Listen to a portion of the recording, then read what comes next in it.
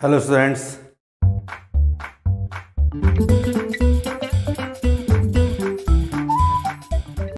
पिछली क्लास में हमने क्लास 10th एनसीईआरटी के एक बहुत ही इंपॉर्टेंट चैप्टर सर्कल को स्टार्ट किया था, उसके बेस को समझा था और एक्सरसाइज 10.1 को सॉल्व किया था। आज हम सॉल्व करने वाले हैं उसकी अगली एक्सरसाइज 10.2 के कुछ क्वेश्चंस को। तो चलिए शुरू करते हैं आज की क्लास। तो हमारी आज की क्लास का पहला क्वेश्चन जो है वो एमसीक्यू के फॉर्म में है।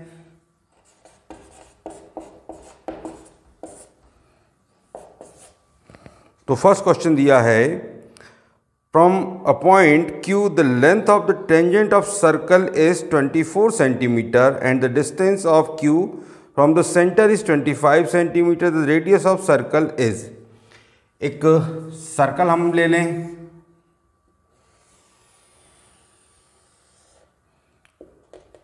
और सर्कल के बाहर एक कोई पॉइंट है Q और ये हमारे सर्कल का सेंटर है O।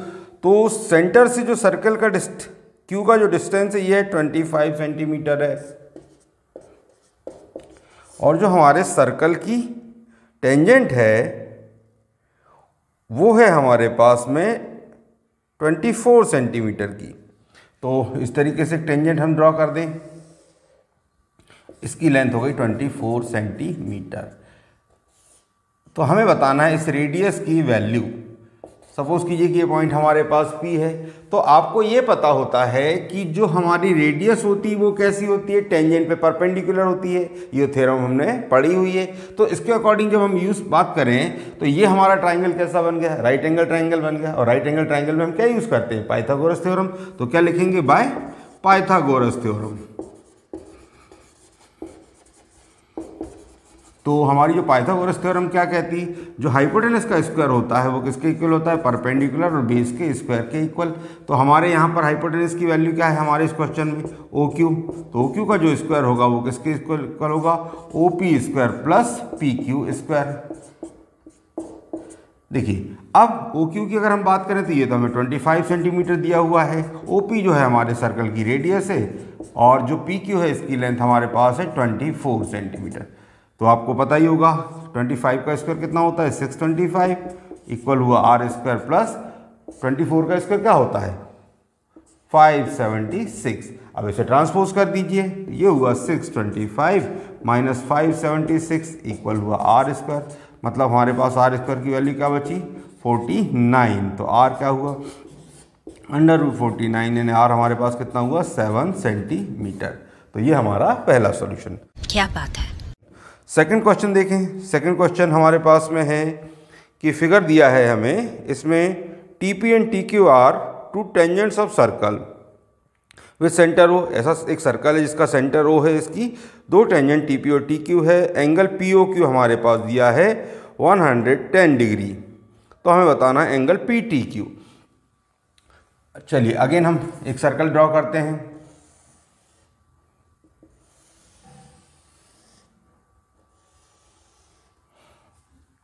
ये हो गया हमारे सर्कल का सेंटर O। ये दो टेंजेंट हमारे पास इस तरीके से दी हुई है, कहाँ से, पॉइंट T से। ये हुई TP और TQ, इसको O से ज्वाइन कर दीजिए। हमें जो दिया हुआ है क्या वैल्यू दी है, एंगल POQ की वैल्यू ये हमें दी है 110 डिग्री। तो हमें बताना है कि एंगल PTQ की वैल्यू क्या होगी, है ना। PTQ हमें फाइंड करना है। तो आप देख रहे हैं ये अपने आप में क्या बन रहा है, क्वाड्रिलेटरल बन रहा है। और क्वाड्रिलेटरल के सभी एंगल्स का सम कितना होता है, 360 डिग्री। मतलब हम बात करें तो angle P, angle Q, angle T, है ना, angle P plus angle Q plus angle T plus angle O, इनका सभी का सम कितना होगा, 360 डिग्री, क्योंकि ये किसके एंगल्स हैं, क्वाड्रिलेटरल के। अब आपको पता है कि टेंजेंट जो हमारी रेडियस जो होती है पॉइंट ऑफ कांटेक्ट की टेंजेंट पर परपेंडिकुलर होती है। तो एंगल P की वैल्यू हमारे पास कितनी हो गई, 90 डिग्री हो गई। एंगल Q की वैल्यू भी क्या हुई, 90 डिग्री हुई। साथ ही एंगल T जो है इसे हमें फाइंड करना है, या हम कह लें एंगल PTQ हमें फाइंड करना है। प्लस एंगल O जो है मतलब हमारा POQ, इसकी वैल्यू हमें कितनी दी है, 110 डिग्री इक्वल हुआ 360। तो ये हुआ 180 प्लस 110 मतलब हुआ 290 degree. 290 plus angle PTQ equal हुआ 360।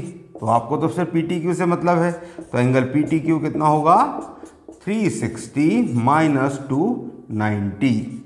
तो हमारे एंगल पी टी क्यू की वैल्यू क्या आई, ये आई हमारी 70 डिग्री। क्या बात है। चलिए देखते हैं इसका नेक्स्ट सम। तो हमारा अगला क्वेश्चन है क्वेश्चन नंबर 3, ये भी एमसीक्यू के ही फॉर्म में है।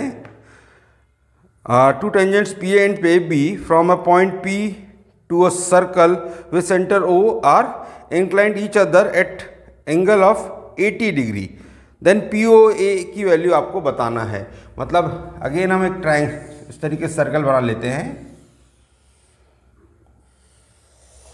और इस सर्कल की दो टेंजेंट्स हम बात करते हैं पॉइंट पी से, ये हुआ पी ए एंड ये हुई पी बी, ये हुआ हमारे सर्कल का सेंटर, इसे ज्वाइन कर दें। तो ये तो पता है ये एंगल हमारा कितना होगा 90 डिग्री का, क्यों, क्योंकि हमारी रेडियस कैसी होती है, टेंजेंट पर परपेंडिकुलर होती है पॉइंट ऑफ कांटेक्ट की। तो यहाँ पर हमारे पास जो वैल्यू दी है किसकी दी है, inclined each other angle 80 degree, ये हमारी जो दोनों टेंजेंट है इनके बीच का एंगल कितना है 80 डिग्री। हमें बताना है एंगल पी ओ ए की वैल्यू। तो पी ओ ए की वैल्यू के लिए हम क्या करें, पहले तो पी को ओ से आप इसे ज्वाइन कर दीजिए। अब देखिए अगेन उसी प्रॉपर्टी का यूज़ करेंगे हम क्वाड्रिलेटरल की। तो उस कंडीशन में क्या होगा, angle A plus angle O plus angle B plus angle P, इन सभी का सम कितना होगा 360 होगा। तो एंगल ए की वैल्यू 90 है, एंगल बी की वैल्यू 90 है, एंगल ओ की वैल्यू हमें नहीं मालूम है, प्लस एंगल पी की वैल्यू हमारे पास 80 है, इक्वल हुआ 360। चलिए इन्हें प्लस करें, 90 प्लस 90 180, 180 प्लस 80 260, तो 260 प्लस एंगल ओ इक्वल हुआ 360। तो जो एंगल ओ आएगा ये कितना आएगा 360 माइनस 260, मतलब एंगल ओ की वैल्यू क्या हुई हमारे पास 100 डिग्री। शाबाश बेटा, बहुत बढ़िया। तो रुको जरा, सब्र करो। तो ये तो निकली एंगल ओ की वैल्यू, लेकिन हमें पूछा क्या गया, हमें पूछा गया एंगल पी ओ ए। तो देखिए अब यहाँ पर जो हमारा एंगल ये कितना आया 100 डिग्री, तो दोनों तरफ हमारी लाइन के एंगल कैसा होगा, इक्वल होगा, दोनों तरफ का एंगल कैसा होगा, सेम होगा। तो एंगल जो पी ओ ए होगा वो कितना होगा, हाफ ऑफ एंगल ओ, यानी कि हाफ ऑफ 100 डिग्री, मतलब ये हुआ हमारे पास 50 डिग्री। तो एंगल पी ओ ए की वैल्यू कितनी आई 50 डिग्री। क्या बात है सर, क्या बात है सर, क्या बात है ये। चलिए देखते हैं नेक्स्ट सम। तो नेक्स्ट क्वेश्चन, क्वेश्चन नंबर 4 हमारे पास में है, prove that the tangents drawn at the ends of diameter of circle are parallel. हमें बताना है कि सर्कल के जो डायमीटर पर के एंड पर जो टेंजेंट्स बनेगी वो कैसी होगी, पैरेलल होगी। मतलब हमसे पहले तो हमें क्या लेना होगा, एक सर्कल,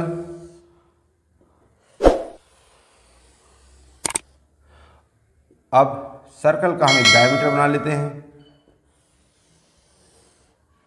ये हो गया हमारा डायमीटर ए बी। अब मैं यहां से एक टेंजेंट ले रहा हूं, इसको नाम दे देते हैं हम एक्स वाई, और एक दूसरी टेंजेंट ले रहे हैं जो हम पॉइंट बी से जाएगी, तो इसको नाम दे देते हैं हम एम एन। ठीक, हमें यह प्रूव करना है कि दोनों लाइंस कैसी है, पैरेलल है। मतलब गिवन हमें क्या दिया हुआ है, सी ओ आर सर्कल दिया हुआ है जिसका सेंटर ओ, रेडियस आर है, and A B is the diameter of circle. ये हमारे सर्कल का डायमीटर हो गया। और जो एक्स ए वाई है एंड एम बी एन, ये हमारी दो टेंजेंट्स हैं।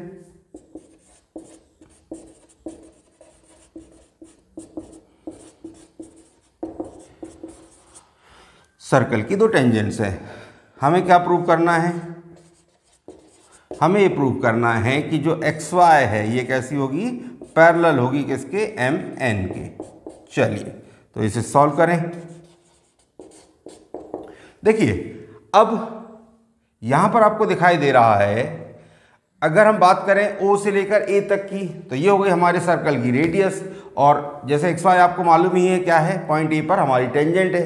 तो आपको ये पता है कि जो टेंजेंट होती है, रेडियस होती है, वो पॉइंट ऑफ कांटेक्ट की टेंजेंट पर कैसी होती है, परपेंडिकुलर होती है। तो उस कंडीशन में हम क्या लिखेंगे, ओ ए परपेंडिकुलर टू एक्स ए या सॉरी एक्स ए वाई। क्यों भाई? तो ये हमारी रेडियस ऑन टेंजेंट।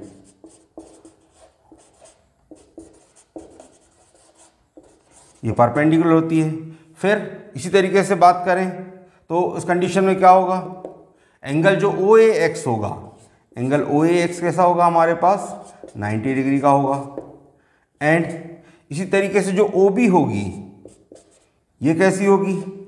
हमारी जो टेंजेंट है एम बी एन, इस पर ये परपेंडिकुलर होगी, O B perpendicular to M B N.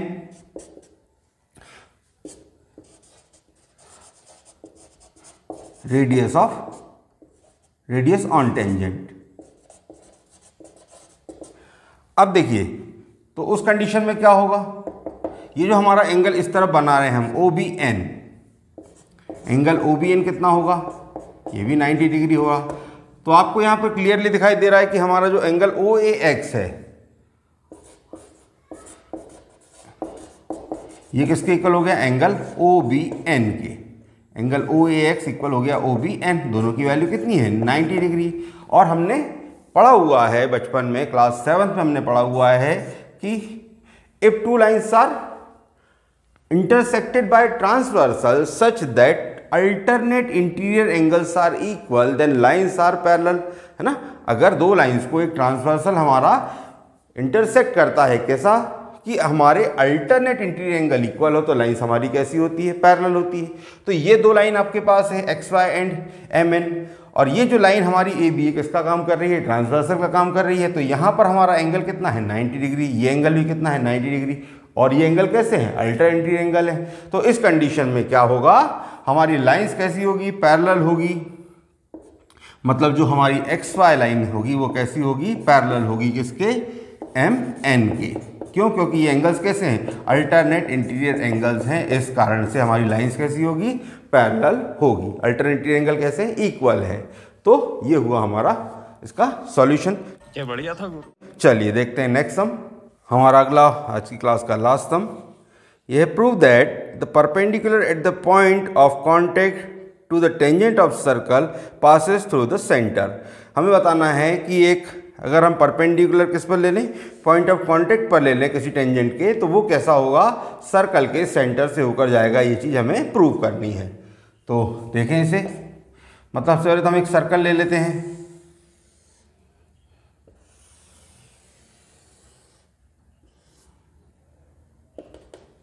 ठीक है, तो गिवन हो गया हमारे पास COR, और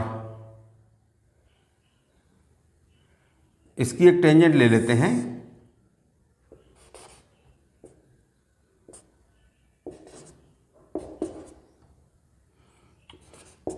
APB is a tangent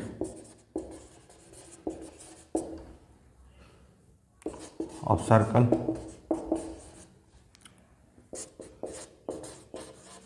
और प्रूफ क्या करना है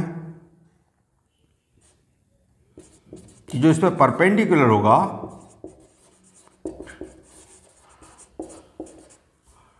perpendicular on point of contact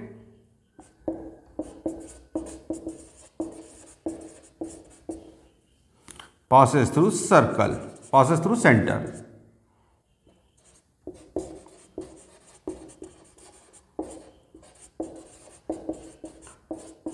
तो सर्कल का सेंटर हमारे पास क्या है? O है। तो इसको सॉल्व करने के लिए हम क्या करते हैं?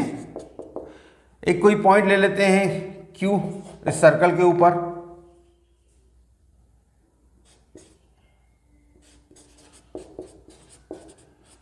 Take a point Q on circle and फिर हम क्या करेंगे? एक परपेंडिकुलर ड्रॉ करेंगे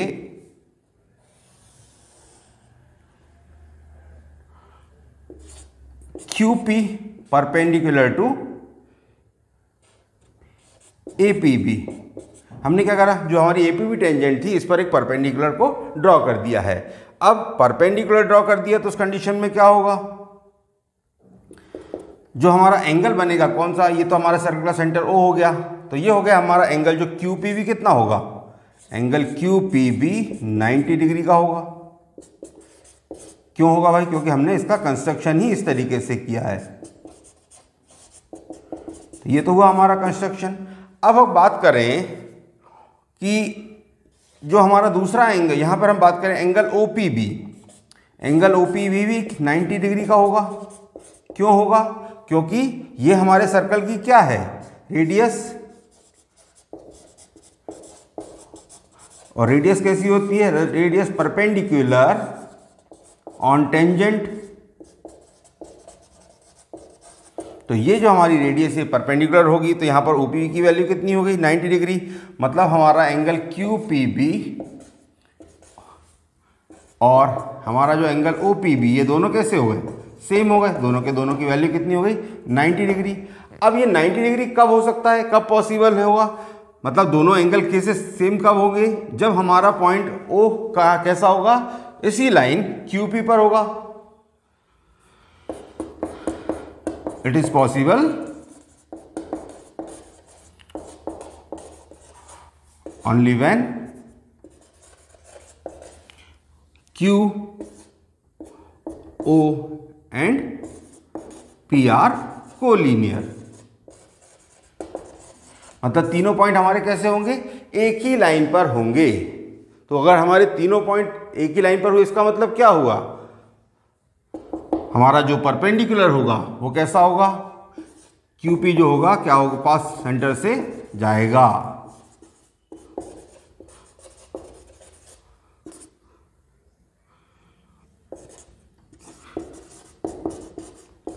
Q जो हमारा परपेंडिकुलर QP कैसा होगा, सेंटर O से जाएगा।